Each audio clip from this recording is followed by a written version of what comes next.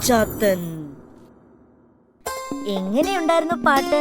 വളരെ മനോഹരമായിരുന്നില്ലേ? ഇനിയൊരു കഥയായാലോ? എങ്കിൽ നല്ല രണ്ട് ചങ്ങാതിമാരുടെ കഥ പറഞ്ഞു തരാം. ജീം ജാം ജൂം. തെന്നാലിക്കാട്ടിൽ മിച്ചനെന്നും കിച്ചനെന്നും പേരുള്ള രണ്ട് മുയൽക്കുട്ടന്മാരുണ്ടായിരുന്നു. അവർ നല്ല കൂട്ടുകാരായിരുന്നു. ഒരു ദിവസം അവർ രണ്ടുപേരും കൂടി തീറ്റ തേടി നടന്നു. അങ്ങനെ നടക്കുന്നതിനിടയിൽ നല്ല പച്ച പുല്ല് നിൽക്കുന്നത് അവരുടെ ശ്രദ്ധയിൽപ്പെട്ടു. ഇത് കണ്ടതും അവർക്ക് വലിയ സന്തോഷമായി. അവർ പുല്ല് തിന്നാൻ തുടങ്ങി. ആ സമയം അതുവഴി ചിമ്പുക്കുറുക്കൻ വന്നു. പുല്ല് തിന്നുന്ന അവരെ കണ്ടതും ചിമ്പുവിന് സന്തോഷമായി. ഇന്നത്തെ എന്റെ ആഹാരം ഇവരാണെന്ന് മനസ്സിൽ ആലോചിച്ചു ചിമ്പുക്കുറുക്കൻ. ചിമ്പു പമ്മി അവരുടെ അടുത്തേക്ക് വരാൻ തുടങ്ങി. ചിമ്പു പമ്മി വരുന്നത് മിച്ചൻ കണ്ടു.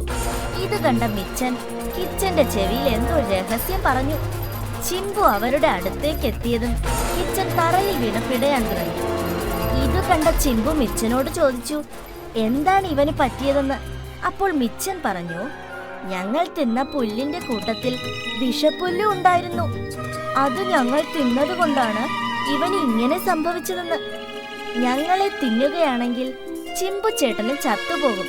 ഇതു കേട്ട ചിമ്പുവിന് പേടിയായി. ചിമ്പു അവിടെ നിന്നും തല കുനിച്ച് നടന്നുപോയി. ചിമ്പു പോയത് കണ്ടതും മിച്ചൻ കിച്ചനെ വിളിച്ച് എഴുന്നേൽപ്പിച്ചു.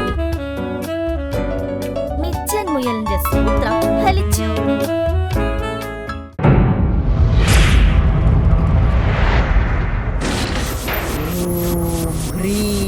കുട്ടിച്ചാത്തൻ. കൂട്ടുകാരെ, ഈ കഥയിൽ നിന്ന് എന്ത് ഗുണപാഠമാണ് മനസ്സിലായത്? ആപത്തിൽ സഹായിക്കുന്നവനാണ് യഥാർത്ഥ കൂട്ടുകാരൻ. നമ്മുടെ രാജ്യത്തിന്റെ ദേശീയ പ്രതീകങ്ങൾ ഏതൊക്കെയാണെന്ന് നിങ്ങൾക്കറിയാമോ? ഇല്ലെങ്കിൽ നമുക്ക് അവയെ പരിചയപ്പെടാം. ജീം ജാം ജൂം. പ്രതീകങ്ങളിൽ ആദ്യമായി നമ്മുടെ ദേശീയ പതാക. നമ്മുടെ ദേശീയ ഗാനം ജനഗണമന. ഭാരതത്തിന്റെ ദേശീയ ഗീതം വന്ദേ മാതരം. ദേശീയ നദി ഗംഗ. ഭാരതത്തിന്റെ ദേശീയ ചിഹ്നമായി കണക്കാക്കുന്നത് സിംഹമുദ്രയാണ്. ഭാരതത്തിന്റെ ദേശീയ വിനോദം ഹോക്കിയാണ്. നമ്മുടെ ദേശീയ ഭാഷ ഹിന്ദി. ദേശീയ വൃക്ഷം പേരാൽ. ദേശീയ ഫലം മാങ്ങ. ദേശീയ പുഷ്പം താമര.